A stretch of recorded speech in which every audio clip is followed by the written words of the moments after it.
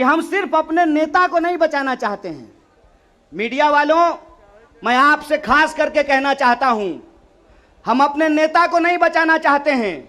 एक कहावत है, सच को आंच नहीं होता है। हमको अपने नेता की चिंता नहीं है। हमारा नेता कुछ गलत नहीं किया और सरकार उसका कुछ गलत नहीं कर सकती, इस बात को याद रखिएगा। हमको अपने नेता की चिंता नहीं होती है। और हम इस सरकार को कहते हैं, साहेब, हर चीज का एक मंत्र नहीं होता है। बीजेपी चाहती है कि हर नेता पे एक ही जंतर का इस्तेमाल कर ले। तो मैं भाजपाइयों को कहना चाहता हूं, रे भाजपा वालों, ये राहुल गांधी हैं, इंदिरा गांधी के परिवार से आते हैं, राजीव गांधी के बेटा हैं, आतंकवादी से नहीं डरे। तुम तो वैसे भी माफी मांगने वाले लोग हो भाई, तुमसे क्या डरेंगे यार। ईडी उडी से डर नहीं लगता है। ईडी से हम अपने नेता को नहीं बचाना चाहते हैं। हम बस इस देश की जनता को बताना चाहते हैं कि ईडी इनके घर पे आया क्यों है। ईडी इनके घर पे इसलिए आया है कि मोदी जी को कोई साधु बता दिया है कि विपक्ष के सारे नेताओं पे एक ही कैप्सूल इस्तेमाल कीजिए। एक कैप्सूल सबके ऊपर बराबर लागू नहीं होता है। सब धन 22 पसेरी नहीं होता है। इनको लगता है कि एक बार ईडी भेज देंगे तो कांग्रेस पार्टी डर जाएगी, कांग्रेस के कार्यकर्ता डर जाएंगे और चुप होकर के बैठ जाएंगे कि देखो देखो इसके नेता के ऊपर ईडी आ गया है तो कार्यकर्ता को कौन पूछता है। कांग्रेस पार्टी के अंदर इस बात का जज्बा है कि अगर हम देश को अंग्रेजों से आजाद करा सकते हैं तो इस देश को हम अंग्रेजों के चापलूसों से भी मुक्त कराएंगे। इस बात को याद रखिएगा। इस बात को याद रखिएगा कि आपने देश के साथ जो खिलवाड़ किया है उस खिलवाड़ के खिलाफ हैं हम।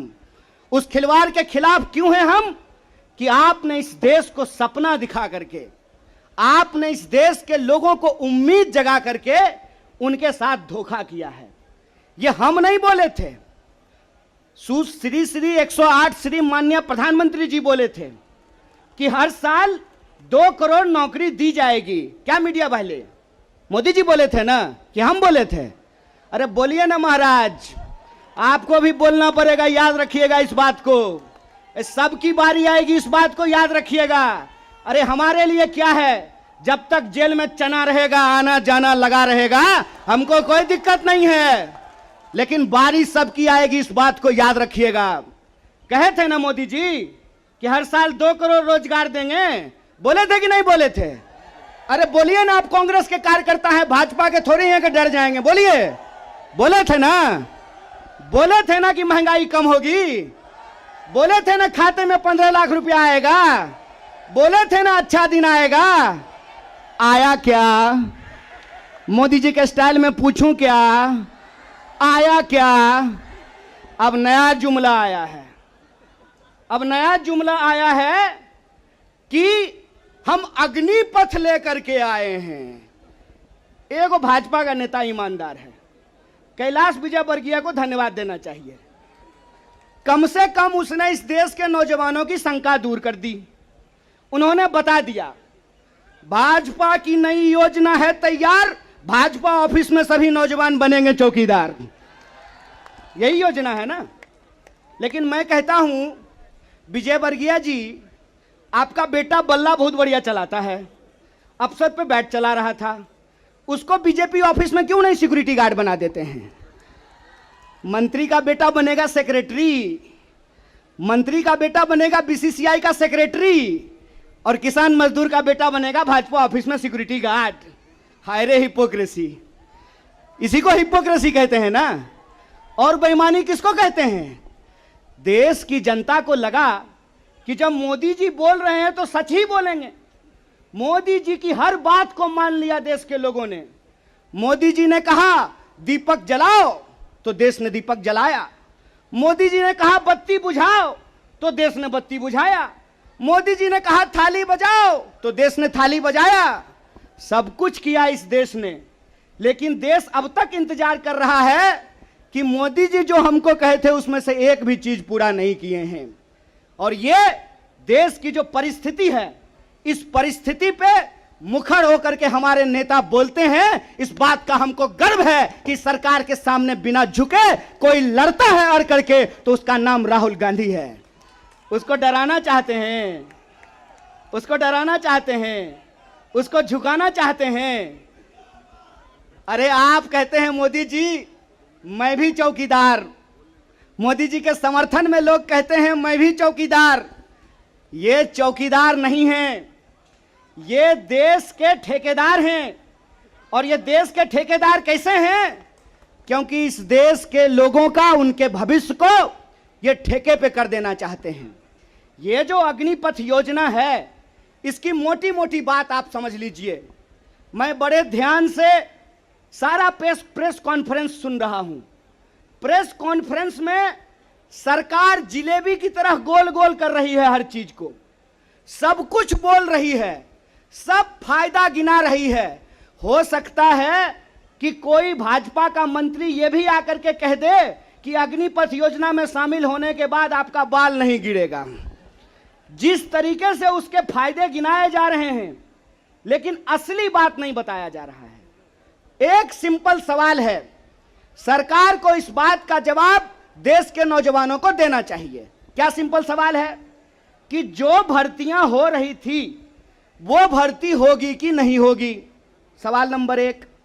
सिंपल बात है, पहले आर्मी में हर साल 75,000 कम से कम लोग बहाल होते थे। बाद में बीजेपी ने इसको घटा करके 50,000 कर दिया, और पिछले 2 साल में, अब तीसरा साल है, 50,000 लोगों को भी भर्ती नहीं की गई। बहाना क्या दिया गया? बहाना दिया गया कि कोरोना था इसीलिए भर्ती नहीं किए। हाय मोदी जी, कोरोना था तो चुनाव लड़ लिए, बंगाल में जाकर के दीदी ओ दीदी कर लिए, सब जगह चुनाव हो गया, उत्तर प्रदेश का चुनाव हो गया, बुलडोजर बाबा आ गए, लेकिन आर्मी की भर्ती नहीं हुई। यह बेईमानी है कि नहीं है? रोजगार देने में कोरोना है और चुनाव लड़ने में कोरोना नहीं है। और अगर आप बैकलॉग को देखेंगे, 50,000 को अगर मान लें, तब भी 1.5 लाख बहाली होनी चाहिए थी। 1.5 लाख ये बहाली नहीं कर रहे हैं। 1.5 लाख बहाली ये करेंगे कि नहीं करेंगे, इसको ये नहीं बता रहे हैं।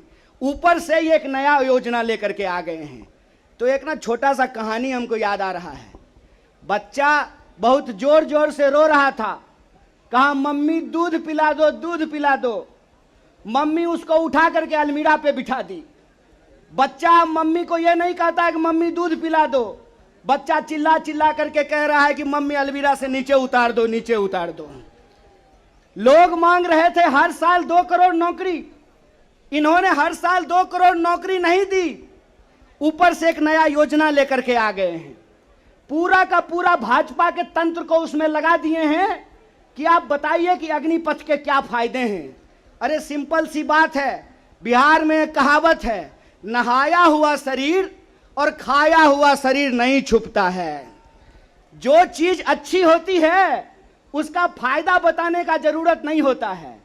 जो चीज में कोई खराबी होती है उसका खराबी छुपा करके, आपके घर पे कोई सामान बेचने के लिए आता होगा तो उस सामान का सब कुछ अच्छा अच्छा ही बताता होगा। आप ट्रेन में जब जाते होंगे, बस में जाते होंगे, तो जब जूसर बेचने वाला आता है तो एक संतरा से आपको 1 गिलास जूस निकाल करके दिखाता है, और वही जूसर जब आप घर पे लेकर के जाइएगा तो आधा गिलास जूस भी आपको आपके घर में नहीं निकलेगा। ये जो बेचने की मानसिकता होती है, इस बेचने की मानसिकता के खिलाफ हैं। यह सत्याग्रह 2 लोगों के बीच में है। जावेद अख्तर ने लिखा है, इस एक हमारी एक और उनकी मुल्क में है आवाजें दो आवाज है। एक वो आवाज है जो इस देश को बेचना चाहता है, वो देश के सरकार में बैठे हुए हैं। एक वो आवाज है जो देश को बचाना चाहता है, वो सड़कों पे खड़ा है, वो जंतर मंतर पे बैठा हुआ है, वो सत्याग्रह कर रहा है। और ये सत्याग्रह हम इसलिए कर रहे हैं कि सरकार के झूठ को हम समझ रहे हैं। झूठ क्या है इनका? झूठ है कि ये लोग परमानेंट बहाली को बंद करने जा रहे हैं। परमानेंट बहालियां नहीं होगी। अगर ये परमानेंट बहाली करना चाहते हैं तो सिर्फ सेंट्रल गवर्नमेंट में 28 लाख पोस्ट खाली है। ये परमानेंट बहाली बंद करके ठेकाकरण के फायदे देश को समझा रहे हैं। जब भी देश में कोई ठेकाकरण किया जाता है तो सिर्फ उसका फायदा ही फायदा बताया जाता है। जब भी देश की कोई सार्वजनिक संपत्ति बेची जाती है तो उसका फायदा ही फायदा बताया जाता है। लेकिन इस बात को याद रखिएगा कि देश में अगर सारी सार्वजनिक संपत्तियों को बेच दिया गया तो देश का क्या होगा। एक बार आप इस बात पे विचार कीजिएगा कि अगर एयर इंडिया नहीं रहेगा, अगर नहीं होगा एयर इंडिया, तो क्या करेंगे ज्योतिरादित्य सिंधिया। समझना है कि नहीं समझना है?